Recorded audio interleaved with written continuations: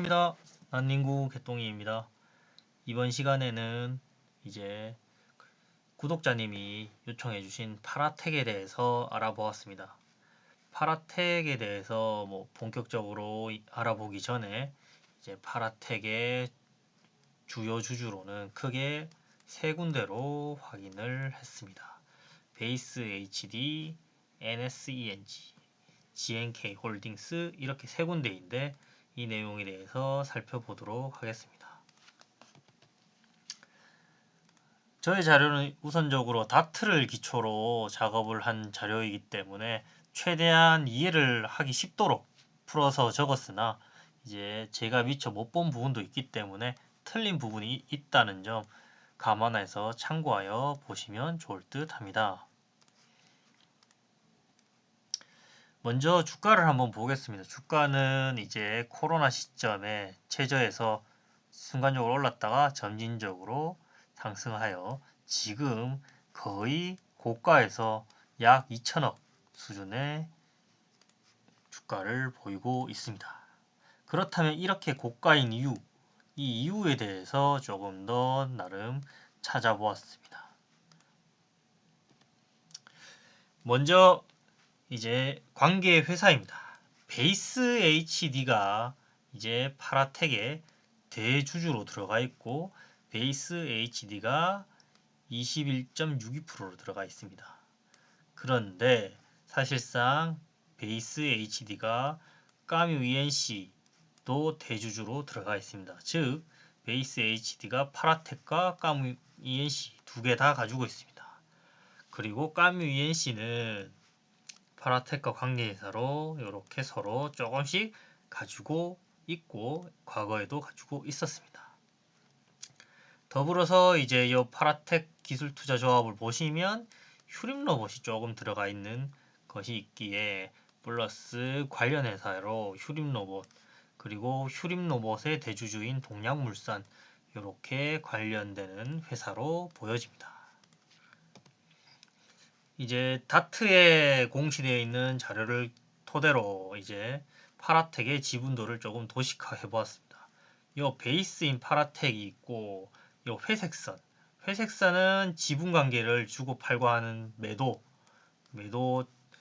화살표이고 이제 이 주황색 선이 현재 최종적으로 이제 파라텍을 보유하고 있는 지분입니다. 이 푸른 선은 이제 회색선 매도 과정에 발생하는 주가 움직임에 대해서 표기를 했습니다. 먼저 이제 파라텍의 대주주였던 까뮤 ENC에 대해서 살펴보겠습니다.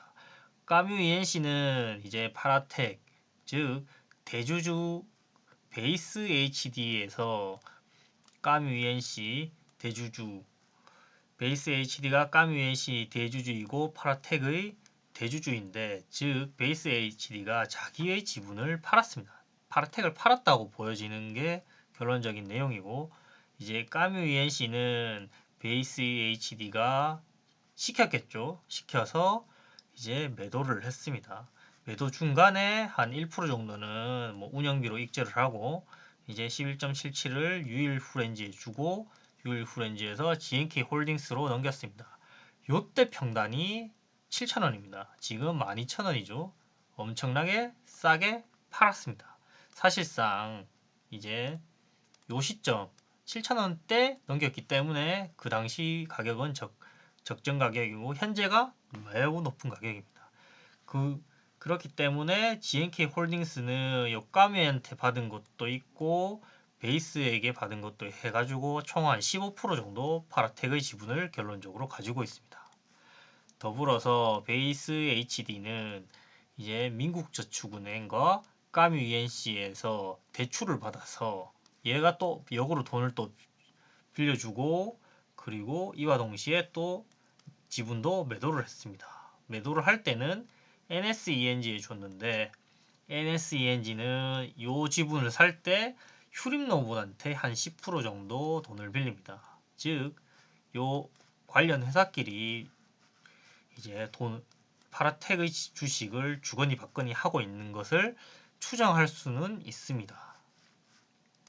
이렇게 되던 중에 이제 금전적으로 어느 누군가가 이익을 봐야 하기 때문에 이제 주가를 계속 올리지 않았나 이렇게 추정이 되고 있습니다. 더불어서 요 와중에 이제 조금 더 상세하게 보면 이제 요 까뮤 ENC 요까지는 이제 익절을 했는 거고 요 200만 주는 유일 후렌지에 넘기고 GNK 홀딩스에 넘겼다. 요 내용을 알 수가 있었고 더욱이 사실상 이 부분이 가장 핵심이라고 보여지는데 앞서 이제 베이스 HD가 이제 대출도 받고 주식도 팔았는데 요때의 주가 요 전보 잡혀 있는 주가의 가치가 13,950원이다. 은행이 바보도 아니고 이때의 가격을 적정으로 했을까?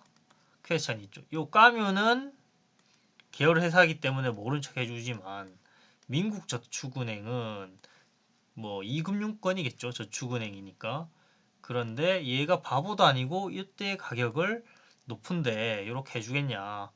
이렇게 확인을 할 수가 있고 더불어서 NSENG도 이제 바보가 아닌데 이 주식을 440억에 샀으면 어느 정도 산수해서 사지 않았을까 이렇게 추정을 해볼 수가 있었습니다.